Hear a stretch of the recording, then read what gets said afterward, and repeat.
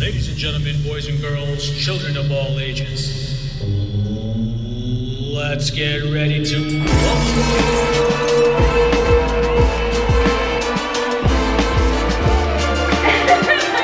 had a ball and she was bulldozing them all by herself.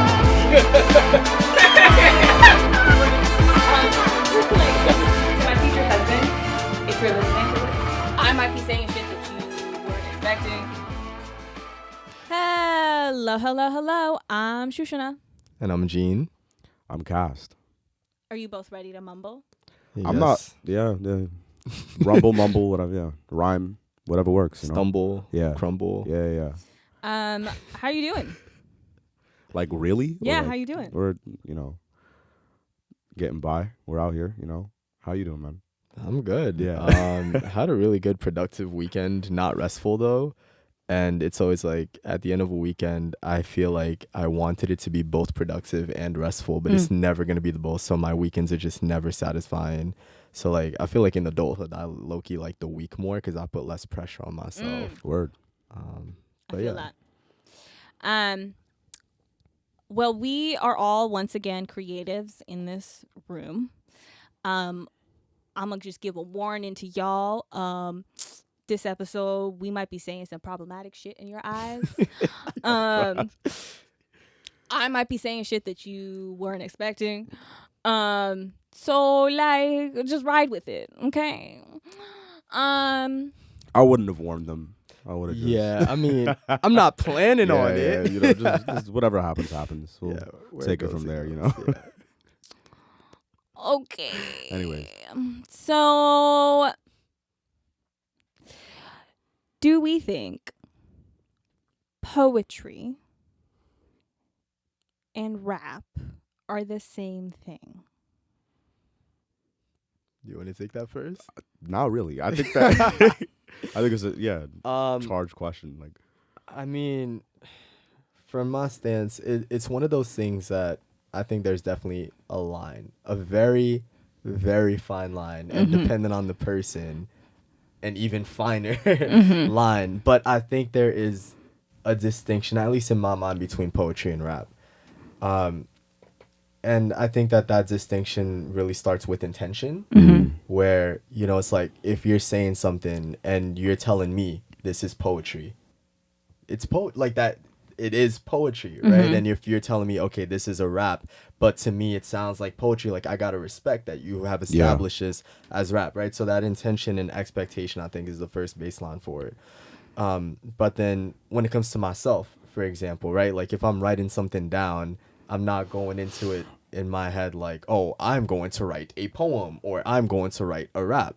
And so that question becomes very prevalent for me when I finish writing something. I'm like, what did I write? Yeah. Right. And in that case, I think that's where it gets more difficult for me to identify where that line is drawn more on the technical or literal side of things. do you like rhyming? Do you like? Oh, I love rhyming. I think rhyming is one of those things that ever since I was a kid has just drawn me to writing. Like just hearing the sound, the endings of sentences mesh well together was what drew me into writing in the first place. Also, just naturally have a very rhythmic delivery that sounds very musical. Yeah.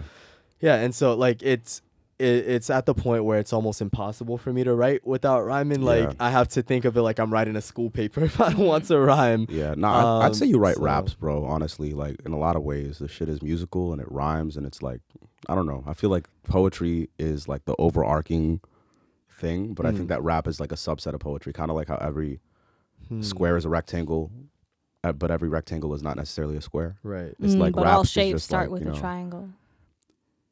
Is that true? Yeah, Like except for a circle. I guess. Yeah. I mean, all rap and poetry start with words, so like triangles, words. Songs or poetry, like just a poem or a rap is almost always, pretty much always a poem. A poem isn't necessarily a rap. You know what I mean? It's like but when you talk about songs, then that adds like music and sounds and production, and so I think I really think it's a distracting question. For the stuff that you've written as like just verses, would it be difficult for you to add music production to those things? Nah, that's how I make stuff. It always starts as just verses. It always starts as just the words, and then like I throw in musically what I think like fits the shit. That's really like the process. I seldom like produce out of like, oh, let's just see what I come up with and then write to what I made. It always starts with words. It always starts with an idea, at least lyrically. We went to a poetry show last night. We did. How was it? Would Mid. you? Just say it. Mid. Just say it. No. It's okay. No. At least I'm not saying that. I Yeah. don't know if that was your opinion of it. I'm not saying mid though. You go. Well, the question I was going to pose was, okay, I'm not convinced that what I heard last night was poetry. Okay, word. That's not what I thought you were gonna say. What did okay. you think I was going to say? No, continue. Okay. I think that they were nice words. And I think that I didn't disagree with any of the messaging that was trying to be conveyed. But yeah, I think that they were words that were said in a sing-songy way. Mm-hmm. What would you consider it then? Just people who thought they were poets, or like? Yes. Word. Yeah, there's a lot of that. I felt that hesitation on the There's yes, a lot of that. but That's okay. it was one of those like I really don't want to say it, but yeah, that's really what I thought. That's fair. I mean, of course, I think I've mentioned this to you before, where I'm sort of in this, like I have such a conflict within me, because one of my intentions with poetry is to show to people that anybody can write poetry, and anything you want to be poetry can be poetry, and to move away from the elitist literati, we'll call them. Mm-hmm. But then there's a certain caliber of poetry that when I see it, I feel a little bit of that elitist inside of myself wake up, right? And I think that's that's sort of what you're talking about with yesterday, where it's like, does this really classify as like, if you take a text message that I sent Cass, for example, and we just pluck that out and I put that in a poetry book, does that make it a poem? Does that make it a poem? Yeah. Exactly. Yeah. And I think that's where you're coming from with it, right? Yeah, I definitely still also have the conflict of wanting to fight against elitism, and I do think 100% that in the West, literature and art is gatekept, and this was actually something that was brought up last night too. But it's true that Gatekeeping, interesting. That in the East, and certainly in South Asia, and I'll speak about Bangladesh specifically because that's where I'm from. That it's everybody is a poet. Everybody sings and dances, and like art is just it's just such a part of everyday life. Yeah. That it is so accessible, and when I think about the liberation war that Bangladesh fought, art was such an important tool for that revolution, right? And it was like you had this was a population of majority uneducated folks, civilians who were fighting against an army that the U.S. aided, and so they had Western weapons fighting against civilians, and all of the revolutionary, the war songs and the poetry and all of that was what galvanized those people, right? And that is all work that we still recite today, that we still sing and dance to today. And so and then like here it's very much like it's treated as something that like you were taught in school, and you have to go to upper academia to understand Keats. But also, I still think that these are all still things that you need skill for. Definitely, yeah. And so accessibility is a big thing in terms of like your values and the stuff that you do. So yeah, that makes sense, having that opinion.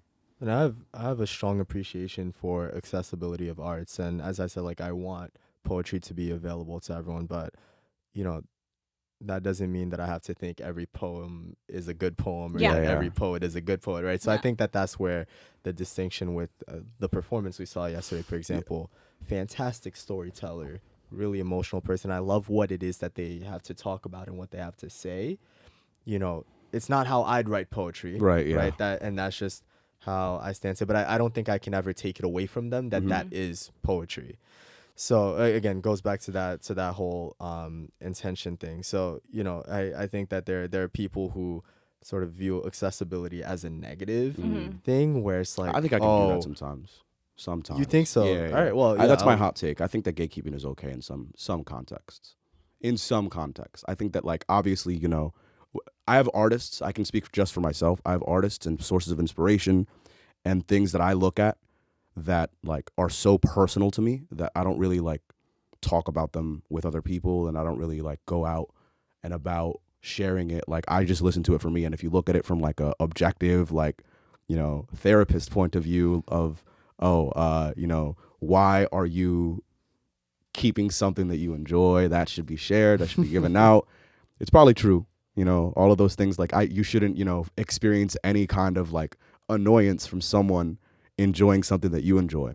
But it still could be annoying when you come across someone who's, like, not necessarily paying respect to something that is, like, super important to you or foundational to who you are. And not just that, but, like, there's so many things that are, like, super almost powerful, and, like, you got to, like, be careful with just, you know, putting that out there. And so I think that it's really important to, like, understand the value of protection in that aspect. Who's an artist like Gatekeep? No, I was actually gonna say, if you want to tell us, I was actually gonna say, who's an artist that you, like, really, you know, because we're talking about artistry a little bit here. Yeah. Who's an artist that you really are appreciating right now? Right now, in this very moment, I like a lot of things. I'd say Earl Sweatshirt is someone who I've been looking at a lot in terms of, like, the context behind his art. This is a rapper from Odd Future, a group from the early 2010s that formed and developed through the internet. And everyone knows who Odd Future is. I shouldn't have to explain all this. But basically, Earl is a very interesting case because, like, a lot of his stuff is very very expressive, very raw. He's not making hits. He's not making things that are necessarily, like, pleasant to the ear. Like, a lot of the things that you come across on your For You page or your feeds, all of the algorithmic shit that you come across nowadays, it's all mixed a certain way to sound very bright, very attractive, like very pop pleasant. music, club very poppers, all poppy. of But that. even with hip hop, you know, the snare is very, very punchy and bright. His stuff is a lot muddier. It's a lot bloodier. It's a lot grittier, and in a lot of ways, because of it, a lot more honest. And yeah, I've just been looking at the way that he's able to capture that, and all of the artists that he's inspired as well. And like, he's an example of someone who never, like, wanted fame, and fame sort of just happened to him, and it's very obvious through his music and the way that he's developed. And, like, I've just been looking at that as a large source of inspiration for an artist with, like, a lot of creative integrity, because fame can change you in a lot of ways. When just other people getting involved in your process can, like, really 100%. really distort it. And so he's an example of someone who, in my opinion, has only gotten better and learned how to balance handling so many people who love his stuff while also making the things that he thinks are important. And I think all artists should focus on what they find to be important and cool. I think that you can't just make stuff that's like, this is what's happening right now, and this is what I should be talking about. Or I'm black, so people expect me to talk about X, Y, and Z. That doesn't necessarily have to be the things So I that could you go on a whole tangent know, about that part right there. It's a whole. I feel like the most important thing is that you have to believe in what you're making, and if you don't believe in what you're making, why would I believe in what you're making as Yeah. an audience member? You Like know? making what you would listen to. Yeah, for example. exactly. Make what you would listen to. Make what you think is important for you as an individual to talk about. Yeah. You know, and then from there you can go into like, what are your values as an individual? Maybe you do have to be a voice for X, Y, and Z, but like it has to come from you. You have to have a sense of self before you go out and share that kind of stuff. And some people like find themselves through doing that. It's really interesting. So it's all it's all mixed, really. Yeah, the different kinds of experiences people have with sharing their work. Yeah. No, I agree with that. And I mean, Yeah. I think even like with me and like filmmaking, like it's sort of the same thing where like as a non-white creator, there's expectations of the kinds of stories that you would expect me to tell. And like, you know, and it's like the whole like, you know, we always see poverty in other nations, but America would never show poverty in America on screen. That's the facts. Damn. Yeah.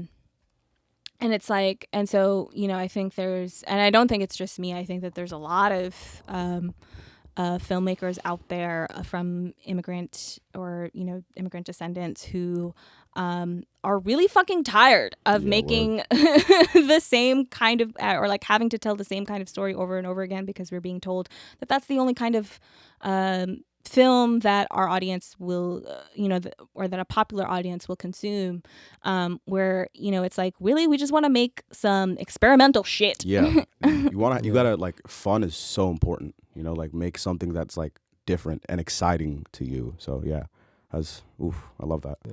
It's kind of like, it's really interesting because you were talking about the expectations from different groups. Like, not every couple from another country's relationship love story starts as an arranged marriage. Or, you know, not everyone has a boyfriend that ended up in jail at some point. Like, black people have regular breakups. You know, like there are fathers who are actually in their kids' lives, Believe it or not. even though they're not with the mother. Yeah. You know, they're still in the kids' lives. Like, no, you didn't have to grow up in the projects. Like, they're just, yes, we have, you know, suburban homes too. And some, like, there are, you know, stories that have been told for generations by a certain population. And guess what? Other populations have those types of lives and love stories and, you know, successes as well. And it's like almost mind boggling for people to see that, because you're always expecting, when you have the suburban home with the picket fence and the dog running out, it's a white family running out after that dog. Yeah, right. You know what I'm saying? Course. And then you put a black family running out after that dog. It's like, whoa,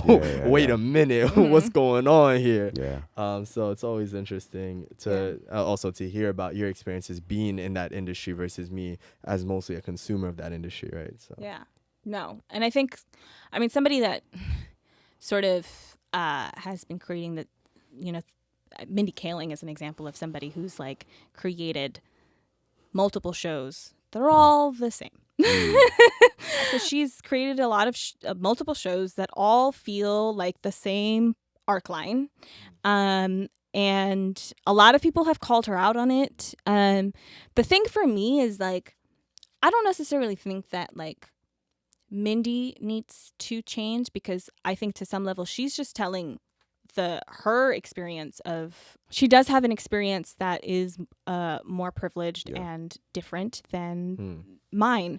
And so my thing is, well, that's just the case for why we need more of us telling our stories to be able to, you know, give it that nuance. To all the executives that are like, well, we have Mindy Kaling, why do you need anybody else? Fuck you. I mean, I'm glad you answered it, because I was gonna ask. I was like, is it a problem though for someone to tell the same story? Like, that's just them doing it them. works, That's what you know, they if it want works, to tell. it works, you know. You know, like maybe for her, it's like either I tell this story or I don't tell any story at all. It's like, you know, I'm always for more art than less art. So yeah, I'm glad you addressed that as well. Y'all want to know an artist that I really tried to gatekeep but became popular? Who? The Weeknd. Really? Nah, that was never gonna happen. That was literally never gonna happen. Like, I'm sorry to tell you, The Weeknd has always been. Yeah, nah. That's funny though. Were you onto him in like 2009 or some shit, or is it like? Yeah, well, one of my best friends, she was the one who introduced me to The Weeknd, and then we both became obsessed. And I'm not a fan of the current Weeknd. Word. Okay. Really? Yeah, no. I kind of like the whole like 80s vibe that was going on with that. She's saying this on record, bro. That's wild. Yo, I know. My goodness. That Why last not? album had a calm vibe to it. I liked it, but yeah. I mean, Dawn of course, FM. I prefer like the party and the after party. Yeah. Everything that House was of going on Balloons with and all that. that, Oh right? my Do God. you Yeah. gatekeep your music? My own music? Yeah. Sometimes I feel like I do. What do you think? I don't know. I feel like Yes. you have a better. Yeah. I was gonna say. I feel like you have a better mean, answer. I feel like you have a better answer. There's I only don't one know. right answer. Is here. it? You think yes too? Yes. Damn, bro, that's fucked up. I don't want to. I mean, I don't- here, one I mean, example- hello. First of all, Elo is a private account. Yeah. Oh shit. You're right. You're right. Totally. Done very Damn, intentionally. bro. Yeah. Yes. This isn't like something he didn't realize. Yeah. Very Wow. intentional yeah. decision. Damn. I do gatekeep. Yeah. Not only wow. that, Gatekeep my own but shit. if I remember correctly, I Wow. think we've talked in the past. You know, you and I have Yeah, met up yeah, a couple yeah. times before, Yeah, right? once And or we've twice. talked about, and we've talked about this concept of meeting people Yeah. and not letting them know right away that you're an artist. Of course. Yeah. Why would I do that? Yeah. Exactly. Right. That right there. That right there. Why would I do that? Thank It's like you. the I don't worst have thing to anything do. else to say. You But- said it for me. Thank you. But Right. is it your goal to become famous? Absolutely. Yeah. I think that it's important for, not necessarily for me to become famous, but I want the things I make to impact many people. I think that I have the potential to do that. So are you keeping Elo a private account because you think that builds hype? No, it's less about hype. It's more so about the value of having, I guess, highly invested people in the work. I don't want any casual fans on that page. I only want people who genuinely care about the stuff that I'm doing, the shows that I have, and who like genuinely consider coming out, people who buy the merch, people who watch the videos and know the references that I'm making, those kinds of things. I care Real fans. about that. Yes, Yeah. true supporters. Super yeah. valuable. Yeah. But exactly. do you think that you can reach the level of notoriety that Yeah. you're going for without the casual fan? You need casual fans for sure. Definitely. I think that right now I'm so invested in just making sure that like I have a foundation locked down, but because I'm going to start to do a lot more like of that casual fan experience, a lot more like wider net stuff. So to me, it's just important that I don't disrespect or minimize those highly invested people, and I want to make sure that they know that. Yeah. Okay. Yeah, that's not going to permanently. Elo will not be a permanently private page or anything. But yeah, I think that right now, it makes sense for it to be private. I mean, if anybody else gets signed to the label, I feel like they might beef with you Yeah, over the I fact don't- that it's a private page. We'll see. You man. know what I'm saying? That's Like the you're thing, like, marketing their new drops, Right. but to like I'm the not set there file. yet. I'm not signing people yet. You know, I'm not doing Right. anything with that kind of like level of legitimacy. I'll get to that point, and by the time I'll be doing that, the page will have been public. So yeah, that really right now I know where I'm at. I know what I should be focusing on in that regard. Do we think Kanye is somebody who tried to gatekeep his stuff? Who tried to gatekeep his stuff? No, I don't think so. That's my immediate answer. But what do you think? Are you Well, thinking of an example of like? Well, no, I just feel like he's the kind of artist who like also really tries to curate experiences. Do you like his music? Yes. Okay. Yeah. You didn't like The Weeknd. I was curious about like that's why Kanye produced for The Weeknd. I know. Yeah, I was just curious about like Okay. where the overlaps are. So Yes. I do like Kanye's music. Do I like Kanye? we don't have to answer that. Yeah. That's not a that's a whole different There are thing. many other Yeah, podcasts covering definitely. that topic. Plenty, Yeah. too many, exactly. But yeah, I just feel like I don't know. I feel like he's also like another artist that's pretty protective of His work. his work. Yeah. I think that he reached a point like 3-4 years ago where he wasn't about any of that protection, where it was just like make every single step of all of this as public as possible. The conception of the idea, the process, everything just public. And yeah, like I don't know how I feel about that yet.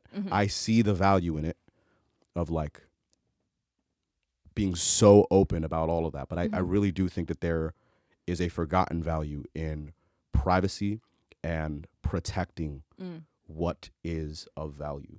Mm-hmm. You should know when to do that. I think that being super public, being super open and out there about your stuff is amazing. And there's a strength in that. You have to be really resilient and know how to handle like a lot of people throwing their opinions at you about shit. But also, I think that nowadays people are doing that a lot, and they don't even have like things that are like as valuable as like a lot of, you know, the things that are being protected. So I don't know.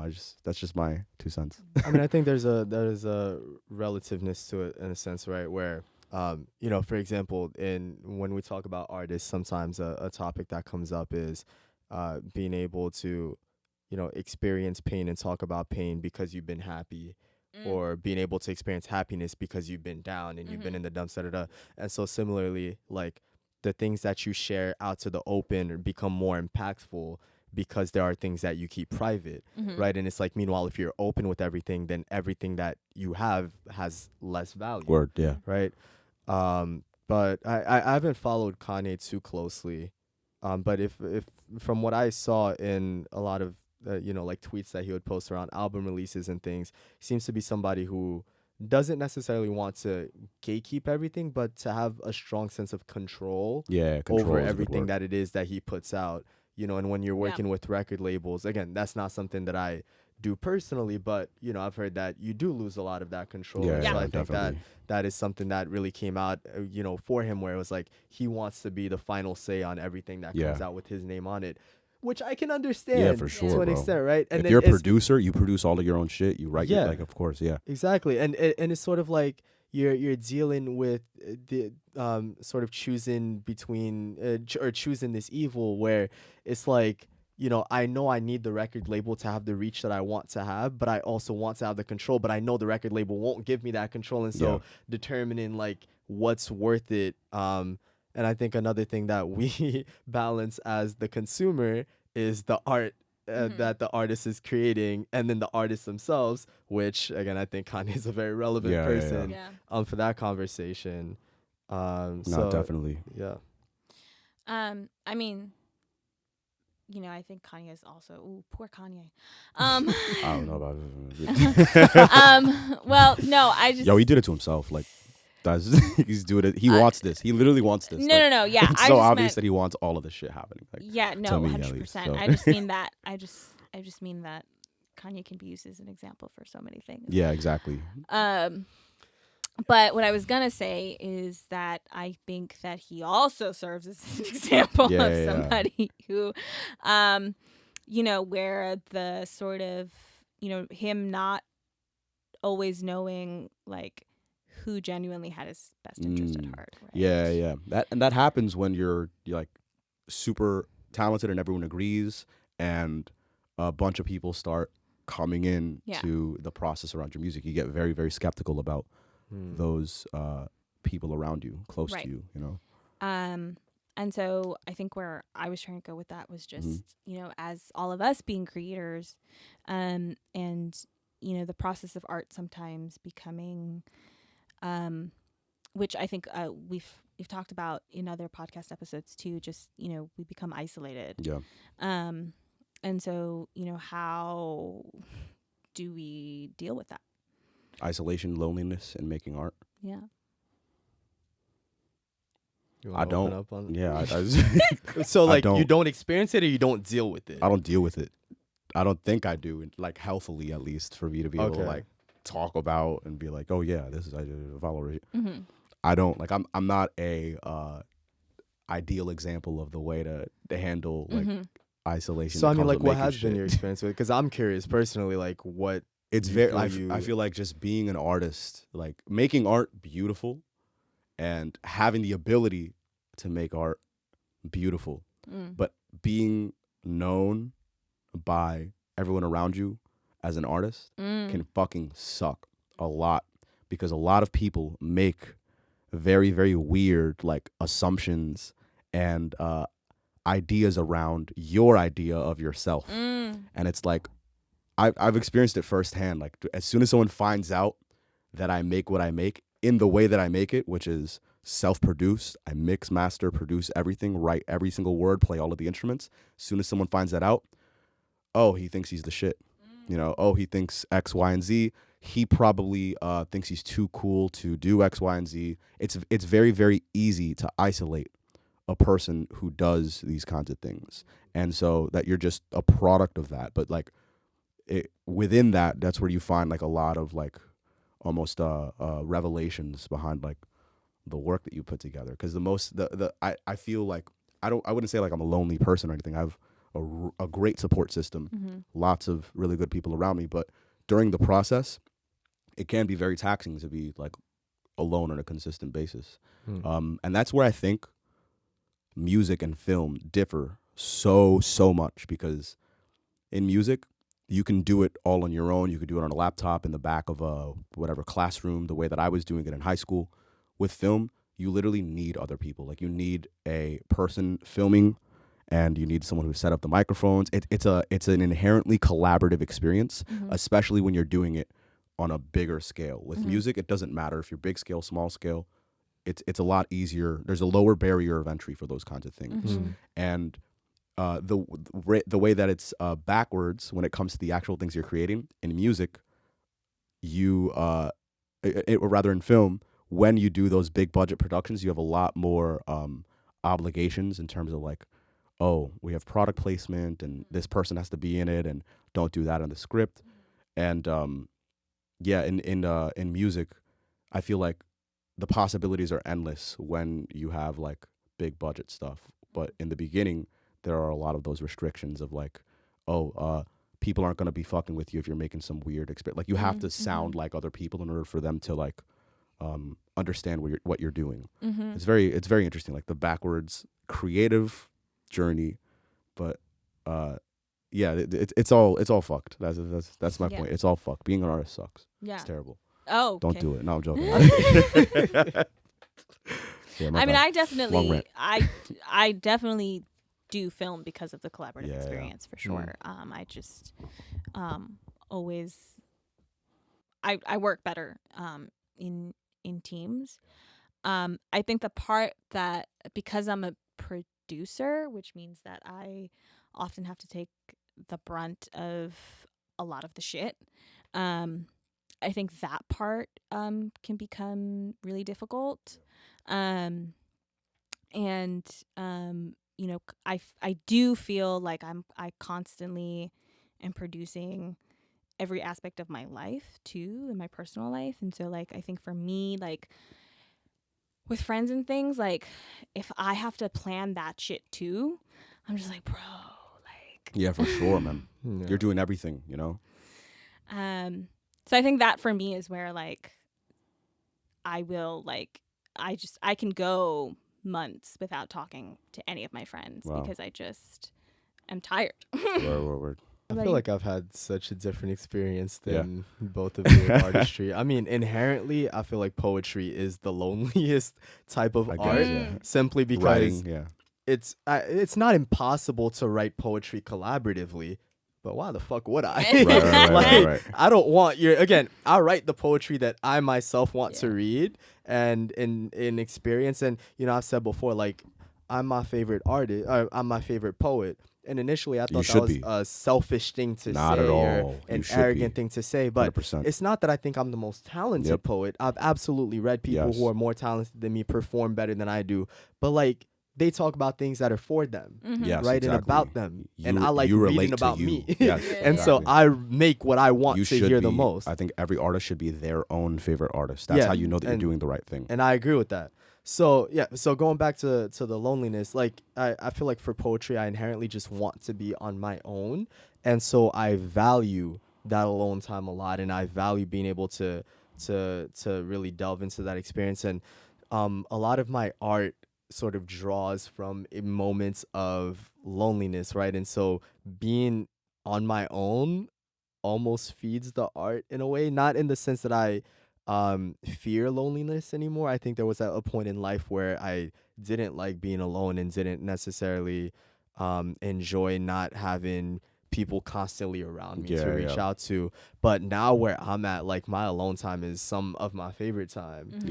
Same here for sure. But I think something you were mentioning with when people find out certain things about your art, they have these expectations of you. And I think that where that comes into play for me, with you, it's the being a producer and timing things and putting things together.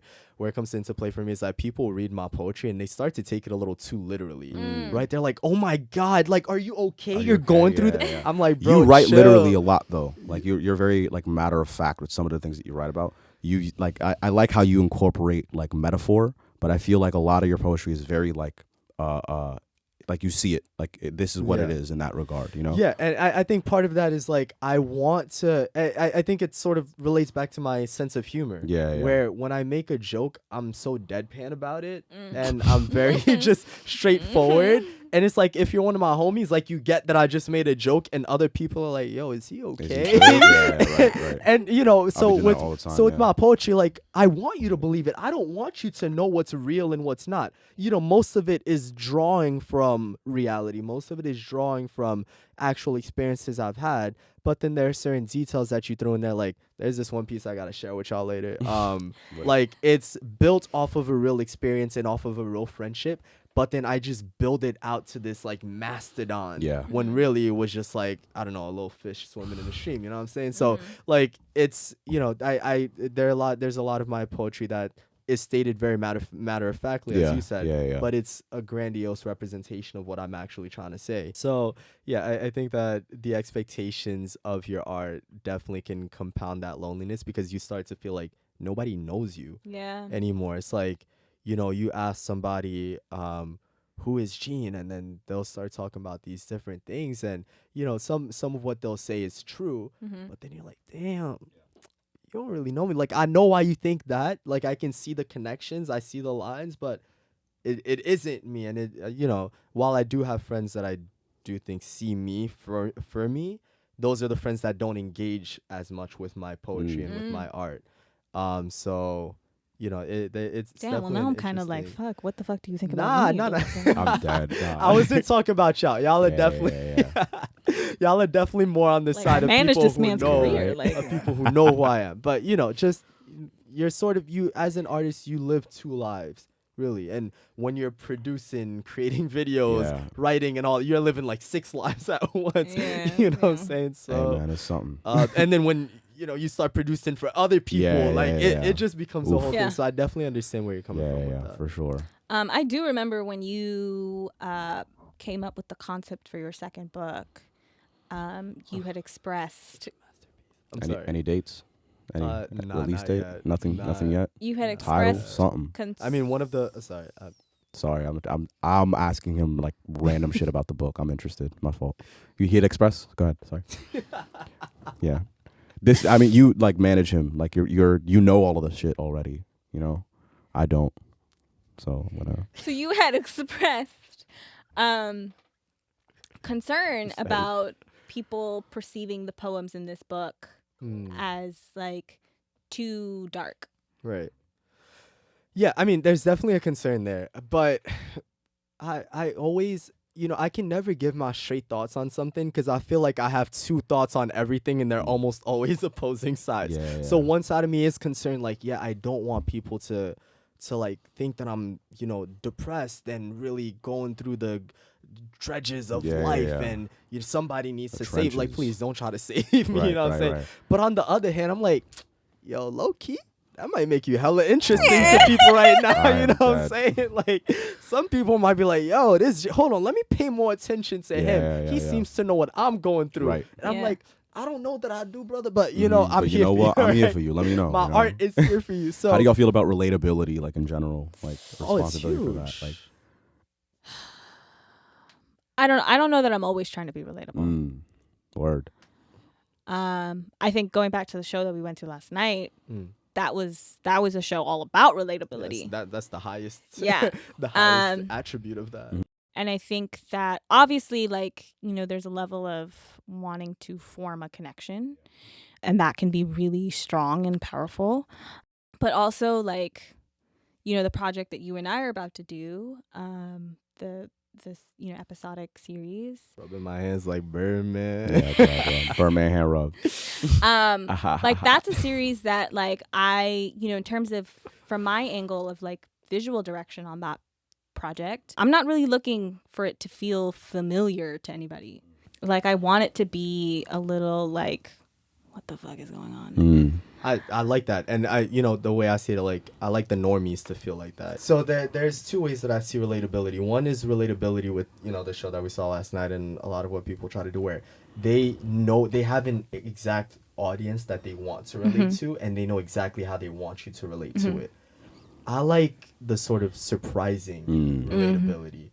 You know what I'm saying? I write something that's so deeply personal to me. Like, I mean, the absolute coincidence we had when I was in Los Angeles the other day, back in October, right? And we're talking with one of your friends. Oh, yes. Right. And I told this story that's in my upcoming book where I was 12 years old and this kid jumped into the pool and I went in to save him. And my mom jumped in to pull both of us out because he was trying to drown me. This guy was like, yo, when I was younger, I was in the pool and my cousin jumped in and he was drowning and I went to save him. He almost drowned me and my mom jumped in. I'm like, what?